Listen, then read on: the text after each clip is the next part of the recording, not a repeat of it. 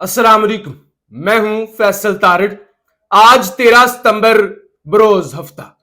एक बात तो जी तय हो चुकी है कि अली अमीन गंडापुर अब ज्यादा अरसे तक बतौर वजीर आला खैबर पख्तूनख्वा अपने ओहदे पर कायम नहीं रहने वाले। और इस बात का अली अमीन गंडापुर को भी पता है कि जिस दिन वो अडयाला जेल चला गया, खान से मुलाकात हो गई, खान पहला काम यह करेगा कि गंडापुर फौरी तौर पे इस्तीफा दो, और हो सकता है गंडापुर अकड़ जाए।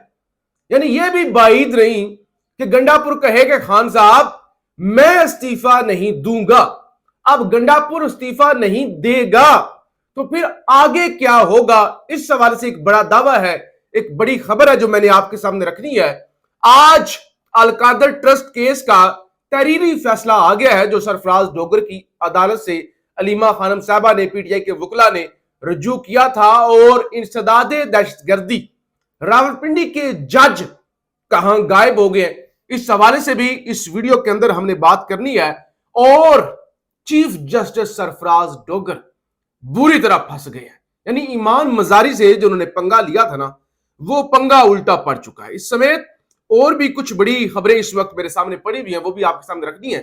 आपसे गुजारिश है इस यूट्यूब चैनल को जरूर सब्सक्राइब करें, वीडियो को लाइक करें, शेयर करें और अपनी राय का इजहार जरूर करें। आर्मी चीफ के हवाले से भी एक खबर है, वो भी इस वीलॉग के अंदर मैंने आपके सामने रखनी है। सबसे पहले गंडापुर देखिए, गंडापुर जो कुछ कर रहा है ना, उसकी दोबारा मुझे रिपीट करने की जरूरत नहीं है कि मैं आपको बताऊं गंडापुर ने ये किया। रात को एक सीनियर सहाफी के साथ मैं बैठा हुआ था, उन्होंने कहा देखो जो अली अमीन गंडापुर है ना, जो उसने खुद काम करने होते हैं, फिर वो इस बात की परवाह नहीं करता कि इमरान खान का क्या हुक्म है। इमरान खान ने कहा फाइनेंस बिल पास नहीं करना, बजट पास नहीं करना, उसने कर दिया ना। यानी जिस जिस चीज से भी इमरान खान ने रोका, अगर उसने करना था वो कर गया। एहतजाज का इमरान खान ने कहा, उसने एहतजाज नहीं किया। लेकिन जब इमरान खान को छुड़वाने की बारी आती है या इमरान खान के रिलीफ के लिए कोई बात होती है, तो गंडापुर कहता है वो देखो ना जी इमरान खान, वो हमें वो मिलने नहीं दिया जाता, ये नहीं होता, वो नहीं होता। तो सीनियर साहब ने बताया कि ये सब गंडापुर की 2 नंबरिंग है, ये उसके बहाने हैं, 2 नंबरी कर रहा है, ड्रामे कर रहा है। और इमरान खान अब जब भी अडयाला से पैगाम आता है, गंडापुर के लिए पैगाम जरूर होता है। अब गंडापुर कहता है, कभी कहता है पासपोर्ट ब्लॉक है, कभी वारंट निकल जाते हैं, कभी कोई तमाशा, कभी कोई तमाशा, किसी से ढका छुपा नहीं रह गया।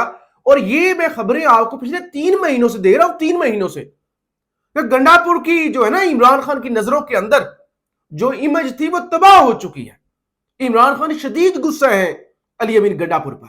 और अगर गंडापुर कभी खान के सामने चला गया ना, फिर गंडापुर का क्या हाल होगा। देखिए अली अमीन गंडापुर कोई इमरान खान की महबूबा तो नहीं है ना, कि जुल्फे रखी हुई हैं और खान इन जुल्फों का असीर है। ऐसा तो है नहीं कि वो आगे से खान बुलाए, खान हुक्म दे, खान का वोट बैंक, खान की जमात, खान का ओहदा, और गंडापुर आगे से जो है वो किसी और की जो है वो गेम पर हो, चाहे वो डैम की बात करे, चाहे दीगर बातें करे।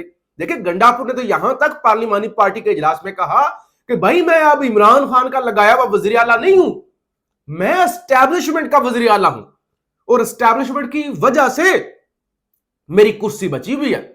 तो गंडापुर तो बड़ा क्लियर हो चुका है कि वो इमरान खान के नैरेटिव के साथ नहीं है, बल्कि एस्टैब्लिशमेंट के नैरेटिव के साथ है। फहीम अख्तर मलिक सीनियर सहाफी हैं, कोर्ट रिपोर्टिंग करते हैं, इलेक्शन कमीशन को कवर करते हैं, जेयूआई को कवर करते हैं, बट नामवर सहाफी हैं 92 न्यूज से। उन्होंने एक दावा किया, कहते हैं अगर इमरान खान ने अली अमीन को इस्तीफा देने का कह दिया और उन्होंने इस्तीफा ना दिया, तो पीटीआई के एमपीएज अक्सरियत में उनके खिलाफ अदम एतमाद की तरफ जाएंगे। यानी इस्तीफा हो सकता है वो ना दे, कहे कि नहीं भाई मैं नहीं दे रहा, तो फिर गंडापुर के खिलाफ आएगी अदम एतमाद। और पीटीआई की बड़ी तादाद कुछ है जिन्होंने एफिडेविट दिए हुए एस्टैब्लिशमेंट को। गंडापुर के मुताबिक 22 के करीब लोग हैं जो एस्टैब्लिशमेंट को बयान हल्फी देकर कि हम आपके साथ ही खड़े रहेंगे, जीते हुए, यानी जीते जेन्युइन हुए हैं, लेकिन उनकी जीत इसलिए डिक्लेयर हुई, उनको फॉर्म 45 और 47 इसलिए मिला, नोटिफिकेशन इसलिए हुआ कि एस्टैब्लिशमेंट के साथ हम उनके तहफ्फुज जो है ना, मफादात उनका तहफ्फुज करेंगे। उनका बड़ी तादाद जो आएगी। और हो सकता है कि मौलाना फजल रहमान की जमात भी तहरीक इंसाफ के साथ मिल जाए। खान साहब ने ये सारे काम नवंबर से पहले करने हैं, کیونکہ خان کا پلان یہ اکتوبر نومبر کے اندر ایک بڑی تحریک شروع کی جائے، اور خان نہیں چاہتا کہ غداروں کے ساتھ یہ تحریک شروع کی جائے، تو لہٰذا علی امین گنڈاپور کو فارغ کیا جا سکتا ہے۔ اب اسلام آباد ہائی کورٹ کے اندر متفرق درخواست جو پرسوں جس پر سماعت ہوئی تھی کہ جلدی 190 ملین والا کیس جو ہے وہ لگایا جائے، اور آج اس کا تحریری فیصلہ جاری ہوا ہے۔ خبر ہے عمران خان اور بشرا بی بی کی 190 ملین پاؤنڈ کیس میں سزا معطلی درخواستیں جلد مقرر کرنے کی، متفرق درخواست منظور کرنے کا تحریری حکم نامہ جاری، سزا معطلی درخواستوں پر سماعت کی تاریخ نہیں دی گئی، رجسٹرار آفس کو جوڈیشل پالیسی کے مطابق کیس جلد مقرر کرنے کی ہدایت کی گئی ہے۔ چیف جسٹس سرفراز ڈوگر اور جسٹس اعظم خان نے تحریری حکم نامہ جاری کر دیا، یعنی تاریخ پھر بھی نہیں دی کہ فلاں تاریخ کو کیس لگائیں گے، بس رجسٹرار کو کہا ہے کہ پالیسی کے مطابق as soon as possible in کا جو کیس ہے وہ مقرر کیا جائے۔ دوسری طرف اے ٹی سی راولپنڈی جج امجد علی شاہ، عمران خان کی 7 ضمانتیں، یہ 26 نومبر والا اکتوبر 2024 اور 26 نومبر والا یہ جو احتجاج تھا، گولیاں شولیاں چلی تھی، وہ جو عمران خان پر بھی کیسز، اور وہ کہا گیا تھا وہ رینجرز مارے گئے تھے، وہ ایک گاڑی کے نیچے، وہ بھی عمران خان پہ الزام لگا تھا، وہ 7 کیسز۔ تو خان نے ضمانت کے لیے اپلائی کر دیا اے ٹی سی راولپنڈی کے اندر۔ اب پچھلی سماعت غالباً یہ اس مہینے کے شروع میں ہوئی تھی، ستمبر کے شروع میں، اس وقت بھی جج صاحب غائب تھے، جج صاحب چھٹی پر تھے اور کیس آگے چلا گیا تھا۔ آج پھر جج صاحب غائب ہے، آج 13 ستمبر 2025، تو اب 18 ستمبر 2025 تک کے لیے سماعت جو ہے مؤخر ہو گئی ہے۔ تو یہ جب عمران خان کا کیس لگتا ہے، خاص طور پہ کوئی ایسا کیس ہو جس میں عمران خان کو ریلیف ملنا ہو، تو پھر اچانک آپ کو پتا ہے پاکستان کے اندر ججز چھٹیاں منانے چلے جاتے ہیں، کسی کو چھٹی دی نہیں جاتی، چاہے اس نے امریکہ کے اندر جا کے خطاب کرنا ہو، پاکستان کا نام روشن کرنا ہو، لیکن جہاں عمران خان کے ریلیف کی باری ہو تو پھر جج جو ہے وہ لمبی چھٹیوں پر چلے جاتے ہیں۔ اچھا جی، جسٹس سرفراز ڈوگر، ایمان مزاری کے ساتھ بدتمیزی، دھمکیاں، اس کے بعد پھر ایک وضاحت آئی، اس کے بعد پاکستان کی تمام بڑی بار ایسوسی ایشن نے مذمتی قراردادیں پیش کی اور کہا ڈوگر کو فارغ کیا جائے۔ 41 کے قریب خواتین وکلا نے مذمتی خط لکھے۔ اس کے بعد ایمان مزاری نے آج ایک درخواست دے دی۔ درخواست یہ ہے کہ چیف جسٹس کا کورٹ روم نمبر 1، یعنی 11 ستمبر کو جس کورٹ کے اندر ایڈوکیٹ ایمان مزاری کے ساتھ بدتمیزی کا، ہراسانی کا واقعہ پیش آیا تھا، تو ایمان مزاری نے یہ درخواست دی ہے کہ اس دن کی جو کورٹ کی سی سی ٹی وی ہے 9 بجے سے لے کر 11 بجے تک کی، جس کے درمیان یہ سارا کچھ واقعہ پیش آیا ہے، اس کو محفوظ کیا جائے، اس کو پریزرو کیا جائے۔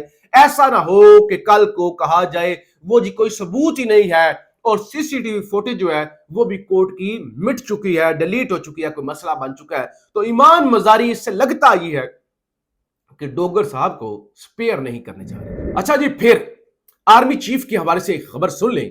اگرچہ کہا جاتا ہے کہ جی پالیسی ہے مریم نواز پر تنقید نہیں ہوگی، ٹی وی پر مریم نواز کا نیگیٹو وے میں نام نہیں چلے گا، بس پازیٹو وے میں نام چلے گا، ٹک ٹوکیں چلیں گی، چاہے وہ جو بھی کرتی پھریں۔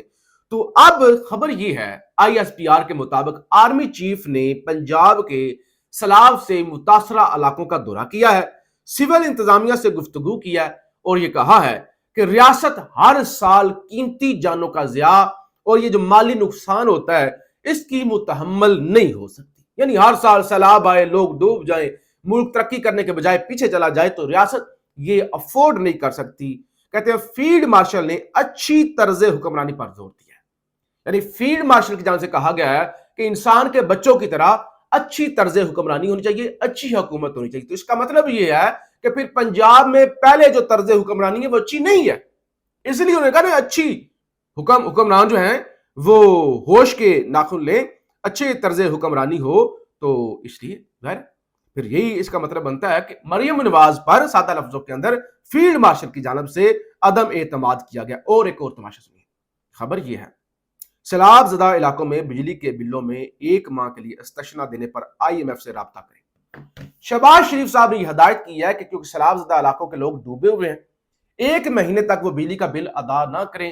اس سلسلے میں آئی ایم ایف سے بات کی جائے کہ کیا آئی ایم ایف مانتا ہے یا نہیں مانتا، کیا وہ ڈوبے ہوئے لوگ، مرے ہوئے لوگ جن کو مافیا لوٹ رہا ہے، ایک بچے کو ریسکیو کرنے کے لیے پرائیویٹ کشتی والے 10,000 روپے لے رہے ہیں، اور اگر 6 خاندان کے لوگ ہیں 60,000، اور اگر ایک بچے کے پیسے آپ کے پاس نہیں ہے تو وہ کہتے ہیں یا بچہ ڈبو دیں یا بچہ ادھر چھوڑ جائیں, ہمیں تو 10,000 آپ نے دینا ہے. تو وہ جو مرے ہوئے لوگ ہیں ان کو مزید مارا جائے, بل وصول کیے جائیں یا نہ کیے جائیں. آئی ایم ایف سے پوچھ لیا گیا کہ آئی ایم ایف صاحب آپ بتائیں کہ ہم اپنے لوگوں کو ریلیف دیں یا نہ دیں.